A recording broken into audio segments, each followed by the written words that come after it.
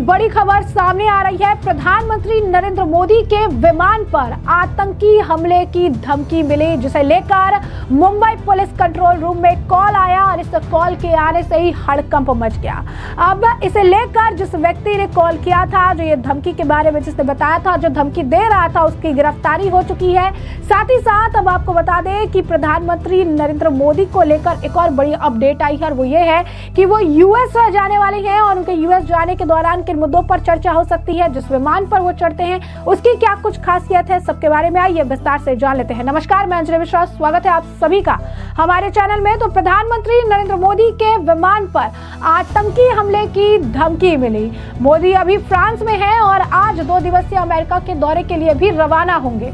Police ने धमकी देने वाले व्यक्ति को गिरफ्तार कर लिया है। जब ये फोन आया मुंबई के पुलिस कंट्रोल रूम में तो हड़कंप मच गया, क्योंकि यहाँ पर साफ तौर पर पुलिस और अन्य एजेंसी जो है अलर्ट मोड पर आ गई। पुलिस ने जल्द ही जो है एजेंसियों को सूचित किया और इस पूरे मामले की जांच शुरू हो गई और तुरंत कुछ ही देर में जिस व्यक्ति ने धमकी दी थी उसे गिरफ्तार कर लिया गया। अधिकारी ने कहा कि फोन करने वाले ने दावा किया था कि आतंकवादी प्रधानमंत्री मोदी की विदेश यात्रा के दौरान उनके विमान पर हमला कर सकते हैं। उन्होंने कहा कि नियंत्रण कक्ष में धमकी से संबंधित जो है कॉल आया था और एक ही नंबर से अलग अलग कॉल्स जो है वो आए हुए थे। अधिकारी ने कहा कि कॉल करने वाले के मानसिक रूप से अस्थिर होने का भी संदेश था। पूरे मामले की जांच जो है की जा रही है। पुलिस ने इस मामले को लेकर काफी सतर्क नजर आई और तुरंत इस मामले का संज्ञान लेते हुए इससे जुड़े हुए व्यक्ति को गिरफ्तार कर लिया गया है। इस बीच अब आपको बता दें कि नई दिल्ली से फ्रांस की उड़ान भरने के दौरान रास्ते में प्रधानमंत्री नरेंद्र मोदी का विमान पाकिस्तान में भी घुस गया था।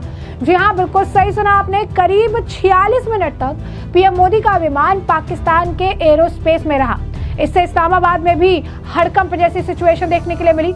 रिपोर्ट के अनुसार पीएम मोदी का विमान इंडिया 1 शेखपुरा, हफीजाबाद, चकवाल और कोहाट से पाकिस्तानी क्षेत्र में प्रवेश किया। 46 मिनट तक पाकिस्तान की सीमा में रहा। घटनाक्रम से जुड़े सूत्रों ने यह भी बताया कि अफगान हवाई क्षेत्र बंद होने के कारण भारतीय पीएम के विमान को अनुमति दी गई थी।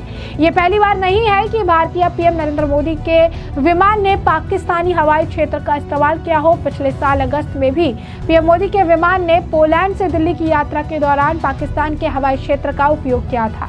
नई दिल्ली से उड़ान भरने के दिन प्रधानमंत्री नरेंद्र मोदी का विमान रात करीब 11 बजे पाकिस्तानी सीमा में दाखिल हुआ और 46 मिनट तक देश की सीमा में रहा। इससे पहले नरेंद्र मोदी ने जब यूक्रेन के राष्ट्रपति जेलेंस्की से मिलने के लिए कीव के रास्ते में पोलिश राजधानी वार्सा का दौरा किया था, तब भी उनका विमान पाकिस्तान से गुजरा था। पाकिस्तान ने नागरिक उड़ानों के लिए सभी हवाई क्षेत्र प्रतिबंध मार्च 2019 से हटा दिए थे और अपने क्षेत्र पर एक महत्वपूर्ण पारगमन हवाई गलियारे को फिर से खोल दिया था। पीएम मोदी जिस विमान से उड़ते हैं उसके बारे में भी जान लीजिए, क्योंकि वो विमान जो है जिसे उड़ाने की धमकी मिल रही थी, जिसे व्यक्ति को गिरफ्तार भी कर लिया गया है, वो कोई साधारण विमान नहीं है। हजारों करोड़ रुपए के इस विमान में ऐसे फीचर है कि इस पर परिंदा भी पर नहीं मार सकता है। पीएम मोदी जिस विमान से यात्रा करते हैं उसका नाम इंडिया 1 है। इसे एयर इंडिया 1 भी कहते हैं। इस विमान को बोइंग कंपनी ने बनाया है। बोइंग ने साल 2020 में भारत को 777 मॉडल के 2 खास विमान बनाकर दिए थे और इन विमानों को दुनिया के सबसे स्पेशल विमानों के तौर पर जाना जाता है। पीएम मोदी के अलावा राष्ट्रपति भी इस विमान का इस्तेमाल करते हैं। जिस एयर इंडिया 1 में पीएम मोदी और राष्ट्रपति जैसे वीवीआईपी सफर करते हैं, वो हवा में करीब 900 किलोमीटर प्रति घंटे की रफ्तार से उड़ सकता है। ये 2 इंजन वाला विमान है और ये विमान एक बार ईंधन भरने के बाद 17 घंटे तक उड़ सकता है। यही नहीं, आपात स्थिति में इस विमान में हवा में भी ईंधन भी भरा जा सकता है। पीएम मोदी का यह विमान हवा में उड़ते समय किसी अभेद किले से कम नहीं है। यह विमान अमेरिका के राष्ट्रपति के एयरफोर्स 1 की तर्ज पर लार्ज एयरक्राफ्ट काउंटर मेशर यानी LAIRCM तकनीक पर काम करता है और यही कारण है कि इस विमान को मिसाइल भी नुकसान नहीं पहुंचा सकती है। इसके एडवांस कम्युनिकेशन सिस्टम को कोई भी हैक नहीं कर सकता है। इसमें अप्रोच वार्निंग सिस्टम लगा है, जिससे मुश्किल समय में विमान का पायलट मिसाइलों पर भी हमला कर सकता है। पीएम मोदी का यह विमान विशेष खासियत के कारण दुनिया के सबसे महंगे विमानों में से एक है। भारत के बोइंग से 2 विमान खरीदे थे और उनकी कीमत लगभग 8,458 करोड़ रुपए बताई जा रही है, यानी एक विमान की कीमत तकरीबन 4,229 करोड़ रुपए है। मीडिया रिपोर्ट्स के मुताबिक सेफ्टी के लिए इसमें पहले 500 करोड़ रुपए भी खर्च किए गए हैं। तो ऐसे में आप समझ सकते हैं कि ये विमान जो है कितना ज्यादा स्पेशल तरीके से बनाया गया है। एक तरह से अभेद किला है और प्रधानमंत्री इसी विमान में जो है सफर करते हैं।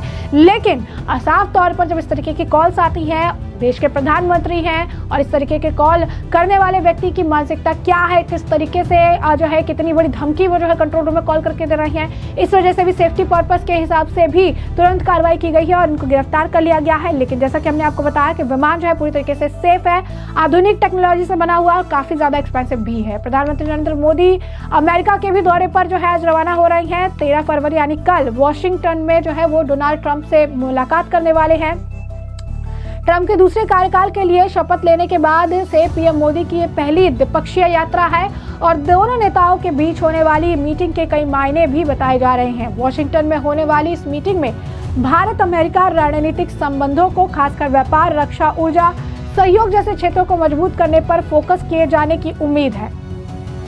डोनाल्ड ट्रंप के सत्ता में आने के बाद से वो कनाडा, मैक्सिको और चीन जैसे देशों पर भारी भरकम टैरिफ लगा चुके हैं। भारत पर टैरिफ लगाए जाने को लेकर भी ट्रंप का रुख सख्त रहा है, लेकिन अभी ट्रंप ने भारत पर किसी तरह का टैरिफ नहीं लगाया है। माना जा रहा है कि इस दौरे के दौरान दोनों नेताओं के बीच टैरिफ को लेकर भी बातचीत हो सकती है। साथ ही अरबपति कारोबारी और ट्रंप की टीम ने डॉज के प्रभारी एलन मस्क सहित अमेरिकी कारोबारियों के साथ भी ट्रंप की बातचीत हो सकती है। भारत का एजेंडा न्यूक्लियर एनर्जी सेक्टर में अमेरिकी निवेश का भी है।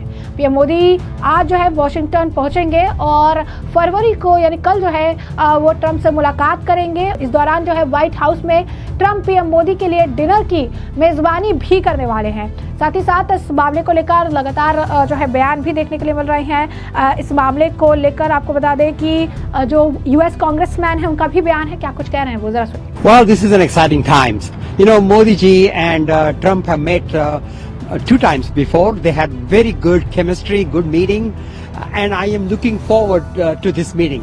It is so good that Modi ji is only the second prime minister who is coming to visit Trump after he became president again. And there are a lot of issues that need to be talked about. The tariff is a big issue, the bilateral relationships, commerce, the immigration issues. There is just so much going on, and it's important that Modi ji is here in Washington DC, rebuilding that bond of friendship that he had established with President Trump. So I'm excited. I hope a lot can get done. As an Indian American congressman, I want to make sure that we have strong relationship with US and India. And look, for welcoming Mr. Modi ji, we are getting some white snow here all over Washington DC. We'll have about 3-4 inches of snow as Modi ji lands tomorrow. Right. So we have seen the situation in Bangladesh. Do you think that the situation in Bangladesh where the attacks on minorities would come up during the discussion? I hope they do. You know, I was, as a congressman, I spoke very much about it, and I asked that they address that issue. The State Department under President Biden did issue some sanctions against Bangladesh, so we will continue to do that. देखिए, दोनों की chemistry बहुत अच्छी है, दोनों के एक साथ विचार है, और पहली बार जब मिले थे ट्रम्प जी और मोदी जी तो उनमें बहुत अच्छी फ्रेंडशिप हो गई है, और उसी के आधार पर अभी बातचीत होगी, और ये जो हमारे अच्छे संबंध है ये आगे बढ़ाएंगे। ये मेरी this is what I am hoping. तो जैसा कि आपने सुना, यहाँ पर वो तारीफ कर रही हैं कि प्रधानमंत्री ऐसे प्रधानमंत्री है, दूसरे ऐसे प्रधानमंत्री हैं जो बैक टू बैक ट्रंप के जो है प्रेसिडेंट बनने के बाद जो है यहाँ का दौरा कर रही हैं। उन्होंने ये भी कहा कि जिस तरीके से लोकप्रियता प्रधानमंत्री नरेंद्र मोदी की है, जिस तरीके से भारत एक मजबूत देश है, हमेशा यही चाहेंगे कि भारत और अमेरिका के बीच में रिश्ते जो है मजबूत रहे, खास रहे और अटूट रहे। वही इस मामले को लेकर जो है आपको बता दें कि लगातार बयान देखने के लिए मिल रहा है। इस बीच आपको बता दें कि इस मामले पर डिफेंस कॉर्पोरेशन को लेकर मुकेश अग्नि, जो कि president and chief executive officer है US India strategic partner forum के, उनका भी बयान सामने आया है। क्या कुछ कह रहे हैं वो जरा सुनिए। It's a fantastic opportunity between the two leaders and two countries. You have to understand Trump is trying to drive change both domestically and internationally, and India is looking at more investments and technology from the U.S. So I think it's important both leaders understand what are their priorities. They do have a very strong relationship and warmth towards each other. So I think it's an important occasion to set the agenda for the next 4 years between the two countries and two leaders. What topics do you think would come up during the discussions? We have seen that from in recent days, immigration has been a hot topic, and when it comes to trade has been a persistent friction point because Trump has been calling India tariff maker. So, do you think this would come up during the discussion? So, on the illegal immigration, I don't think there is an open issue. India has very clearly stated to the administration that they will all verified illegal Indians, they'll take them back. So I think there's nothing to discuss there.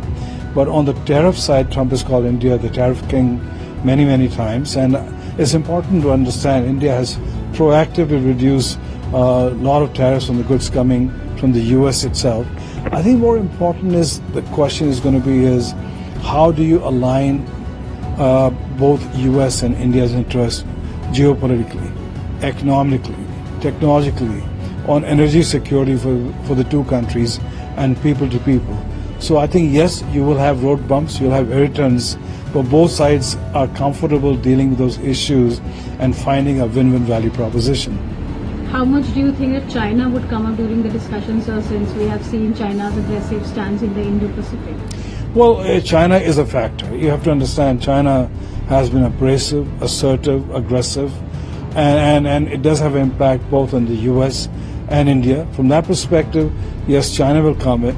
And I think that's where U.S. and India agree. That's where the Quad was upgraded to state level by President Trump in his first term. He sees Quad as important. So I think China will come, but also Quad will also come in and see what role Quad can play to move things forward. How do you see the defense cooperation between the two countries, and do you think that there could be big ticket announcement in that sector as well? Well, I think the defense cooperation between the two countries is robust. There are no two other countries which have more joint exercises than the United States and India. Yes, there are expectations on the part of Trump to see if India can place some defense orders. It all depends what Prime Minister Modi and the defense teams are looking for. Yes, their expectations, can they be delivered? We'll know in the next day or two. So we have seen tweets by President Trump on BRICS de-dollarization, and also, he has spoken about taking over Gaza. How do you see these two things? Well, I think India's position within the BRICS is that there will not be no de-dollarization. India is very clear about that, and I think U.S. understands that. As far as the Gaza goes, it is a statement which Trump has made, and today King Abdullah is coming. There will be a discussion on that. He has made a statement that both Jordan and Egypt needs to take these people, otherwise the aid going to them could be jeopardized. So I think that is an issue between President Trump, Egypt, and Jordan, and also the Palestinians. I think India has no say there, so I don't think that will come into discussion. For 4 years, how do you see India-US relationship going forward, since Modi and Trump have worked together in the past as well? Well, I see the relationship optimistic. I see a relationship which is going to grow. When you have 5 million Indian Americans who are integrated part of the society, generating almost 6 times the income of the percentage base itself. So I strongly believe the relationship will continue to move forward. We will have road bumps. Any relationship, you do have challenges, but I think there is enough maturity on both sides to be able to handle those issues and take this relationship forward. And what about the trade deficit that both countries have? I think that's a non-issue. I think India has a trade surplus of almost $45 billion. India can redirect its purchase of energy away from Russia and other geographies into the United States, and I think that will just disappear in a matter of time. So I think that is a non-issue. I think where we see an opportunity is more of a partnership where India has energy security with the U.S. and moving forward in the small modular nuclear plants, which is a new incoming technology which U.S. has and India needs it. So I think you will see more discussion in that arena also. So Trump has also been vocal on Bangladesh, on the situation of minorities in Bangladesh. How much do you think that this will come up? I think India basically appreciated Trump basically saying protect the Hindus in Bangladesh. Yes, there have been rumors that US was behind Sheikh Hasina's removal, which is incorrect itself. I think regional security will be discussed, not just only Bangladesh, Pakistan and others in the region, Afghanistan also. But again, it's a partnership which is going to look at what works for US, what works for India, and how do you bring that balance between the two countries. तो जैसा कि आपने सुना, यहाँ पर साफ तौर पर वो बता रही है कि डिफेंस से रिलेटेड काफी सारी चीजें जो है इस पर चर्चा हो सकती है, टैरिफ से रिलेटेड चीजों को लेकर चर्चा हो सकती है, चीन को लेकर भी कई सारे कंसर्न हैं जिन पर बातचीत हो सकती है। और जैसा कि हमने आपको बताया कि हेवी टैरिफ जो है वो लगाया गया है यूएस द्वारा अन्य देशों पर, और ऐसे में भारत को लेकर अभी इस तरीके का कोई बयान तो उनकी तरफ से नहीं आया, लेकिन इसे लेकर प्लानिंग भी की जा रही है। अब ऐसे में टैरिफ को लेकर चर्चा हो सकती है, डिफेंस को लेकर चर्चा हो सकती है, और हमने आपको बताया कि ग्रीन एनर्जी लेकर भी चर्चा का दौर देखने के लिए मिल सकता है। अब ये देखना दिलचस्प होगा कि प्रधानमंत्री नरेंद्र मोदी का जो कल दौरा होने वाला है, कल जो वो ट्रम्प से मुलाकात करेंगे, इस मुलाकात में किन बातों पर चर्चा होगी, जिससे हम आपको रखेंगे अपडेटेड। फिलहाल के लिए हमने आपको जो पूरा मामला है विस्तार से बताया कि ये पूरा मामला क्या है। इस मामले पर बाकी भी जो है कमेंट सेक्शन में कमेंट करके जरूर साझा करिएगा। धन्यवाद।